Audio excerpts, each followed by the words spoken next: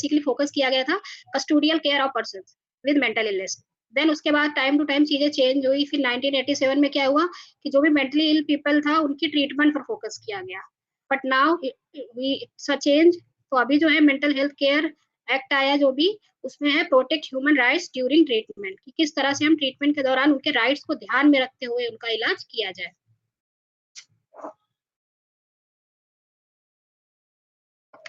जरूरत क्यों पड़ी इस एक्ट की, इस तरह के एक्ट बनने की क्या जरूरत थी, ऐसा क्यों हुआ? तो बेसिकली इस पे जैसा कि अमरेश सर ने भी बताया कि क्यों बना है ये एक्ट, इसमें क्या क्या हम लोग कवर करते हैं।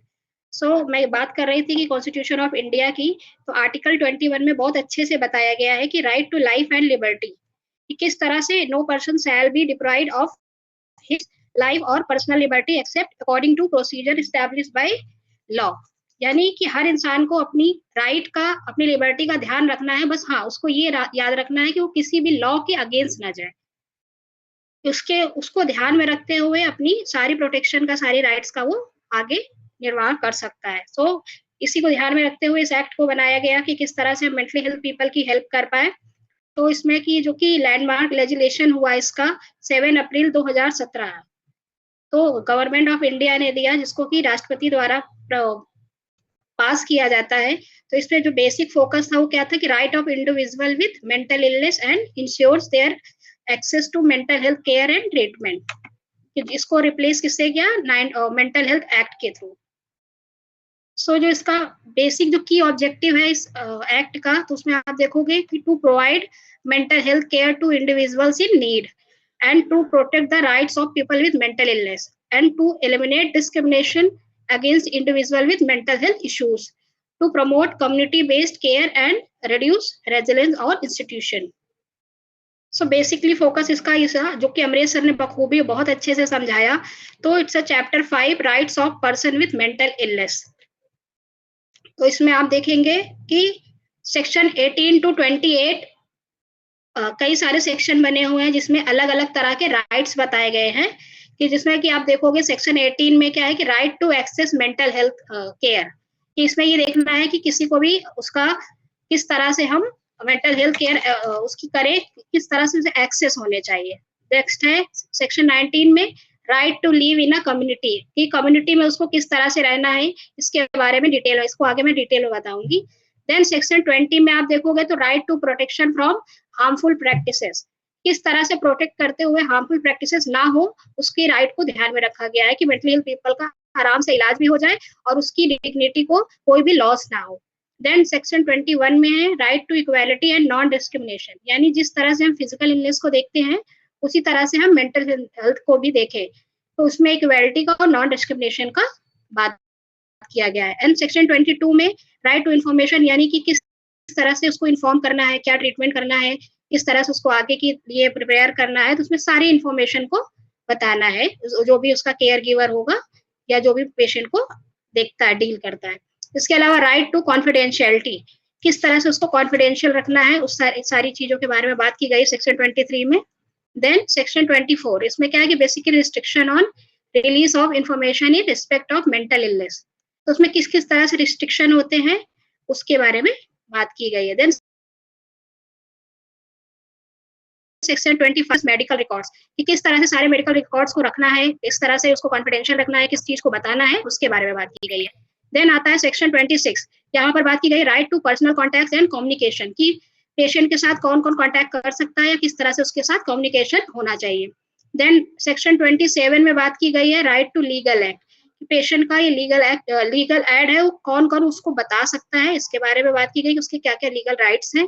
देन सेक्शन 28 में बताया गया है कि right to make complaints about deficiency in provision services, यानी जिस सर्विस में वहां पर वो मेंटल हेल्थ प्रोफेशनल जहां पर भी वो एडमिशन हुआ है उसका, वहां पर अगर कोई भी इश्यू होता है तो ये राइट है कि पेशेंट या पेशेंट का जो भी केयर गिवर है वो किस तरह से कोई भी कंप्लेंट्स उसके खिलाफ ले सकता है।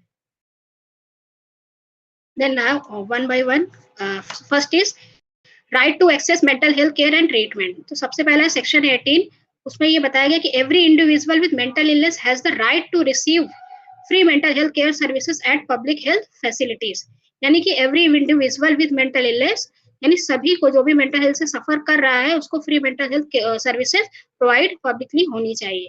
Then free services like it covers the treatment of mental illness, इसमें ट्रीटमेंट भी कवर हो सकता है, उसकी साइकोलॉजिकल काउंसलिंग भी और मेडिकेशन भी। तो यहाँ पर आप देख रहे हो every person shall have a right to access mental health care and treatment from mental health services run और funded by the appropriate government. जरूरी नहीं है कि जो mental health mentally healthy mental people हो उसी को ही इस तरह का राइट मिले, नहीं, जो उसका केवर गिवर है उसको भी इस तरह का राइट है कि वो इस तरह की एक्सेस को आगे अपने लिए अप्लाई कर सके। So right to access mental health care and treatment shall mean mental health services of, basically इसमें क्या क्या सर्विसेज रखी गई है, अफोर्डेबल कॉस्ट, यानी ऐसी अफोर्डेबल कॉस्ट है कि बहुत ज्यादा महंगी दवाइयां नहीं रखी गई हैं कि पेशेंट आराम से उसको ले सके। जो भी जैसे साइकोटिक पेशेंट होते हैं कुछ, उनके लिए ऐसी मेडिसिन आई हैं कि बहुत ज्यादा कॉस्टली ना होके ताकि वो अपना ट्रीटमेंट अच्छे से करा पाए, इन सब चीजों का ध्यान रखा गया है।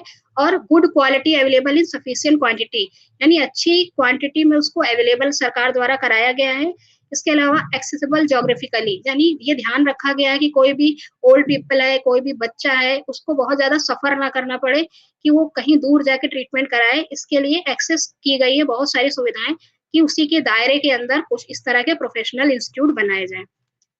इसके अलावा विदाउट डिस्क्रिमिनेशन, यानी कोई भी स्टिग्मा नहीं होना चाहिए इस तरह का कि उसको डिस्क्रिमिनेट किया जाए, उसका ध्यान रखा गया है। Acceptable to person with mental illness and their families and care giver, उनको एक्सेप्ट करते हुए और केयर गिवर को एक्सेप्ट करते हुए उनकी सारी एक्सेस प्रोवाइड करनी है। Range of access to service shall to be made available from community health centres and upwards in the public health system. उसमें क्या है, basically out patient and in patient services provide की गई है, half way home provide किए गए हैं, shelter accommodation and supported accommodation, mental health services to support family of person with mental illness, जो भी सर्विसेज है, जो भी सपोर्ट है उसके लिए प्रोवाइड किया गया है, plus home hospital and community based rehabilitation उसको प्रोवाइड करना है। जो भी एनजीओ हो या मेंटल हेल्थ केयर के जो भी हॉस्पिटल्स है उनमें ये सारी सुविधाओं को प्रोवाइड करना है। इसके अलावा बेसिक जो फोकस किया गया चाइल्ड और geriatric mental health services provide की गई है इस एक्ट में।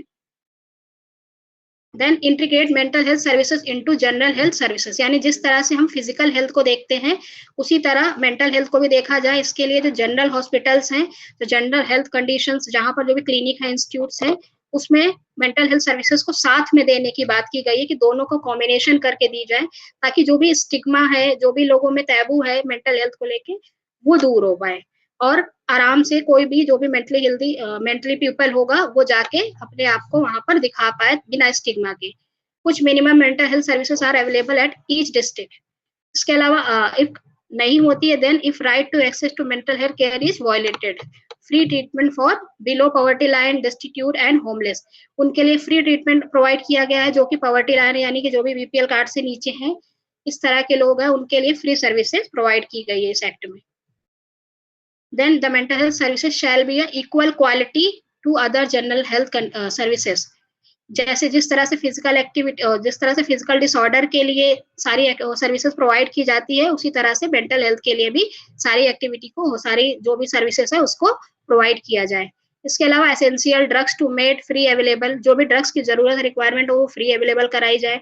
To ensure that necessary budgetary provision education priority equity and progress, तो बजट के अकॉर्डिंग सारी चीजों को प्रोवाइड करना है, यानी कि इसमें किस तरह से एक्सेस करना है कि जो भी मेंटल हेल्थ सर्विसेज है पेशेंट को हम किस तरह से उसको एक्सेस यानी प्रोवाइड करा पाए। तो इसमें अफोर्डेबल भी हो सकता, सारी चीजें हैं, जोग्राफिकली भी है, फ्री भी है, तो ये सारी चीजों को हमें बताना है कि इसमें उसका राइट है, मेंटली हेल्दी जो भी पर्सन है, वो सॉरी मेंटली पीपल है जो, उसको पूरा राइट है, उस तरह से हम उसको किस तरह से दिखा सकते हैं। देन सेक्शन 19 में बात की गई right to live in a community, किस तरह से कम्युनिटी में उसको रहने का राइट है, उसको ये बताना है। Right to community living, it's every person with mental illness shall have a right not to be separated from society, यानी कोई भी सोसाइटी से उसको कट ऑफ नहीं कर सकता है। हर मेंटल इलनेस से सफर कर रहे व्यक्ति को ये पूरा अधिकार है कि वो उसी कम्युनिटी में रहे जहाँ का वो है, उसके साथ कोई भी बायसनेस या इस तरह का कुछ भी नहीं होना चाहिए। Not continue to remain in a mental health establishment of any person, no family, no home, no relatives and no support. इसके अलावा government shall provide support including legal and to facilitate exercising his right to family home and living in the family home.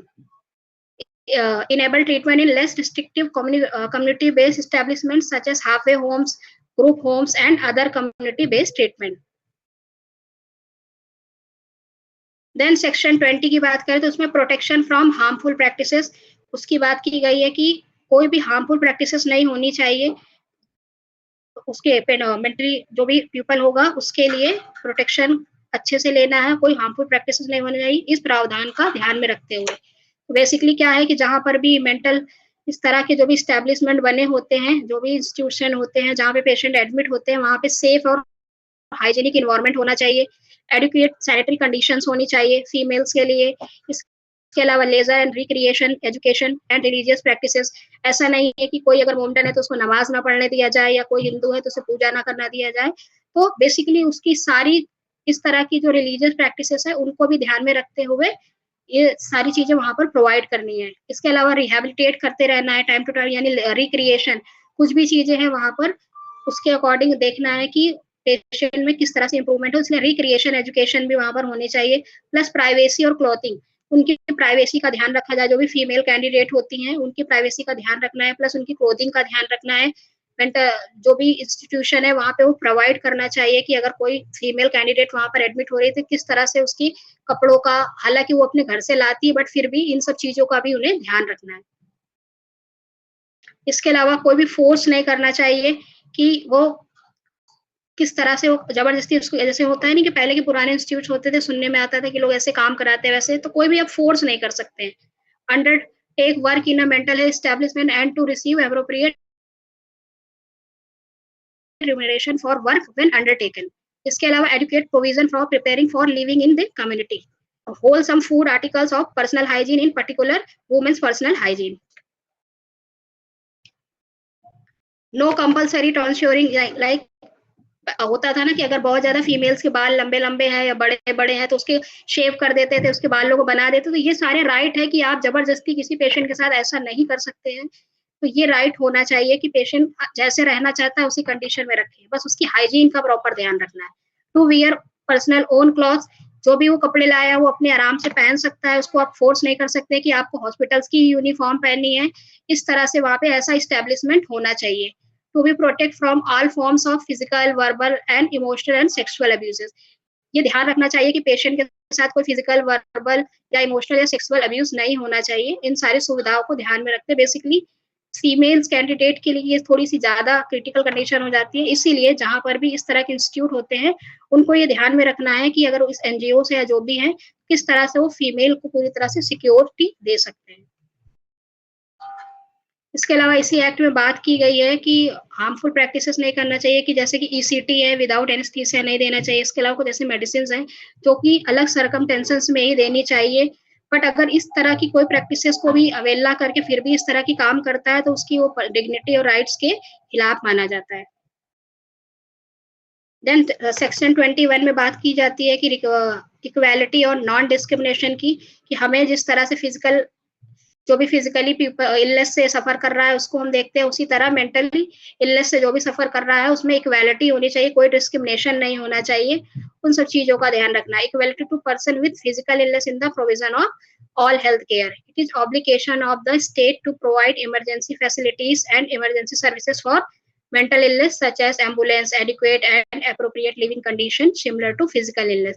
जिस तरह से physical illness जब किसी को होती है तो उसके लिए एम्बुलेंस प्रोवाइड की जाती है, कोई इमरजेंसी सर्विसेज प्रोवाइड की जाती है, उसी तरह मेंटली इलनेस वाले लोगों के लिए भी इस तरह की सुविधाएं होनी चाहिए, सिमिलर कंडीशन होनी चाहिए कि जिस तरह से वो फिजिकल इलनेस को ट्रीट करते हैं उसी तरह से इसको भी ट्रीट करें, उसमें कोई भी भेदभाव नहीं होना चाहिए। Child under the age of 3 years of women receiving care, treatment or rehabilitation at a mental health establishment shall ordinarily not to separated from her during her stay in such establishment. अगर बच्चा छोटा है तो ये ध्यान रखना चाहिए कि उससे सेपरेट, मदर से उसकी सेपरेट ना किया जाए। लेकिन हाँ, इन बातों का भी ध्यान रखना, अगर मदर एग्रेसिव है, बहुत ज्यादा साइकोटिक है, तो वहां पर साइकेट्रिस्ट की ओपिनियन के थ्रू ही आप उसको सेपरेट करा सकते हैं। इसके अलावा फिर भी आप उसको जब इस तरह की मेडिसिन वगैरह प्रोवाइड कराएंगे, जब वो डाउन होती है तो उसका 15-15 दिन में रिव्यू लेते रहना चाहिए और बच्चे को अपनी मदर से कनेक्ट करा सकते हैं किसी भी नर्स के सुपरविजन में। Insurance for those with mental illness, जिस तरह से फिजिकल इलनेस के लिए इंश्योरेंस होते हैं, सर्विस प्रोवाइड की जाती है बहुत सारी, उसी तरह से मेंटल हेल्थ इलनेस के लिए भी इंश्योरेंस होनी चाहिए। Insurance make provision for mental insurance for treatment of mental illness on the same basis as is available for treatment of physical illness. Then section 22 की बात करें तो इसमें इंफॉर्मेशन के ऊपर जोर दिया गया कि right to information. So, as per the Act, person with mental illness and his nominated representative shall have the right to the following information. यानी इस तरह की इंफॉर्मेशन उनको प्रोवाइड करवानी चाहिए, जो भी नॉमिनेटिव रिप्रेजेंटेटिव या जिसको केयर गिवर भी कह सकते हैं, जो भी उसको एडमिट करा रहा है, उसको लिए रीजन फॉर एडमिशन, आप उसका पेशेंट का एडमिशन कर रहे हैं तो क्यों कर रहे हैं, किस कंडीशन में कर रहे हैं, उसमें किस तरह की प्रॉब्लम है, उसका रीजन आपको बताना है। Then review of admission procedure, क्या क्या प्रोसीजर्स हैं उसके बारे में उसको एक एक डिटेल्स बतानी है। देन ट्रीटमेंट प्रोसीजर, कितने दिन का ट्रीटमेंट होगा, इसमें किस तरह के साइकोलॉजिस्ट की जरूरत पड़ेगी, साइकियाट्रिस्ट की जरूरत पड़ेगी, रिहैबिलिटेशन की जरूरत पड़ेगी, ये सारी चीजें आपको उनको 1 बाय 1 बतानी है। और इन चीजों का ध्यान रखना है कि जो भी पेशेंट की एप्रोप्रिएट लैंग्वेज होगी जिसमें वो आराम से समझ पा रहा होगा, उसके थ्रू आप बताएंगे कि हम इस पेशेंट का ऐसे एडमिशन करेंगे, लाइक जो भी प्रोफेशनल होंगे, ये सारी एक्ट में ऐसे रखा गया है कि आपको इन सारी इंफॉर्मेशन को वहां पर प्रोवाइड कराना है, किसी भी तरह की सर्विसेज।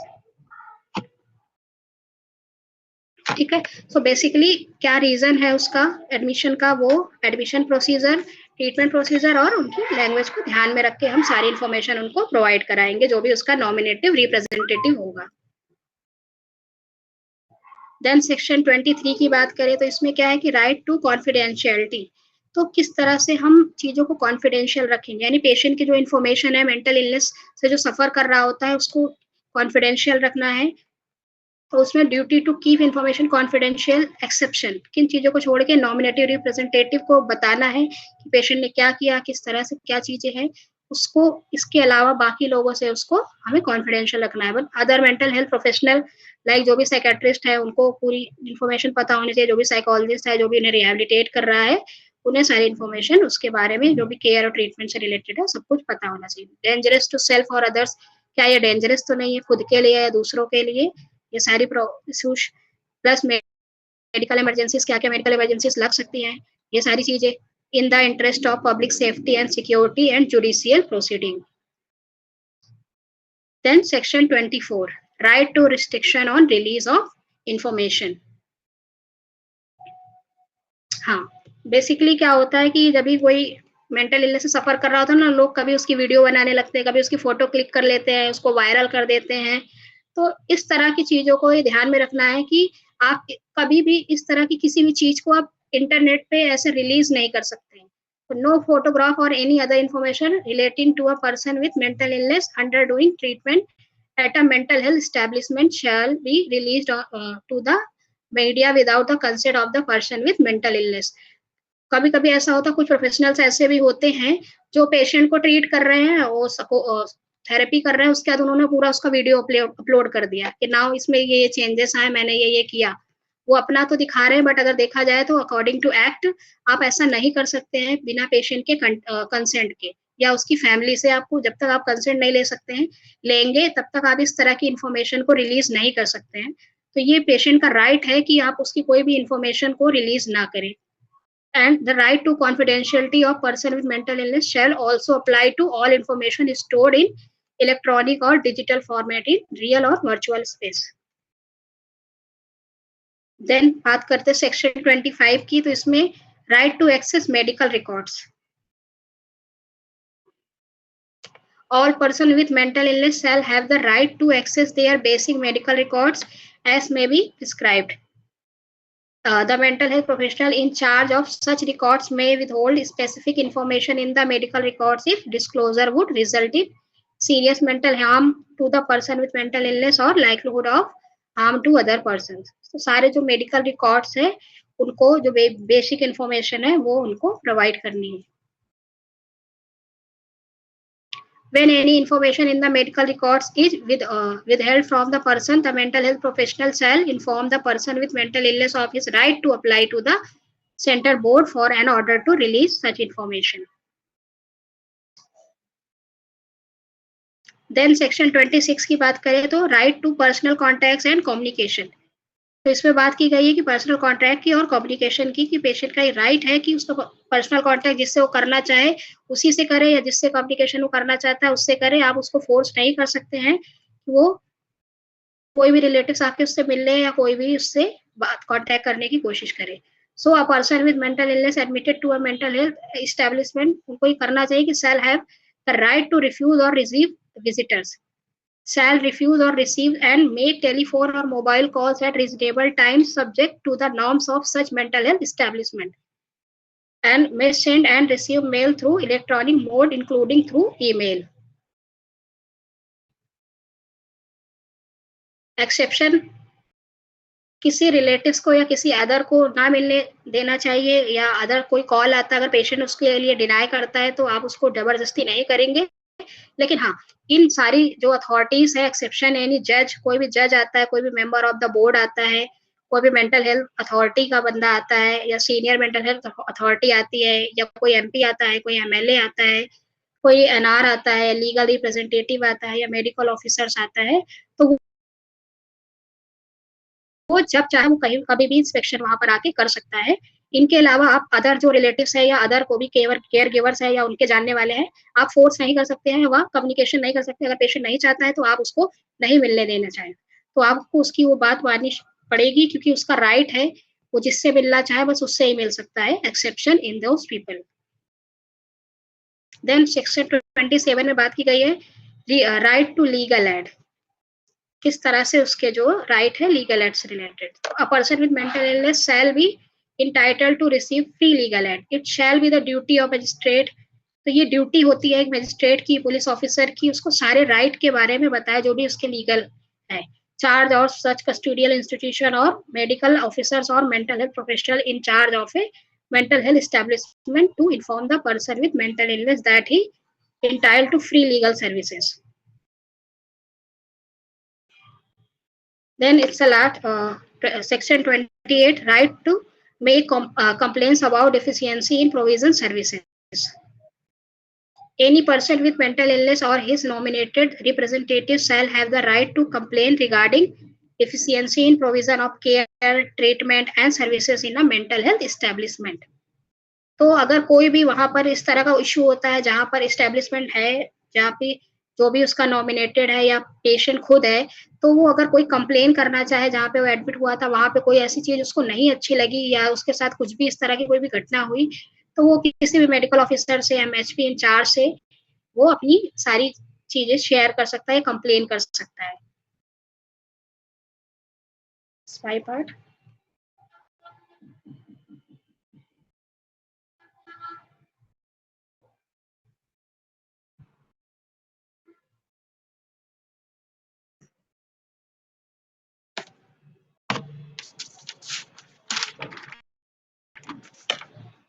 सो बेसिकली यहाँ पर सेक्शन 18 to 28 ये बात की गई है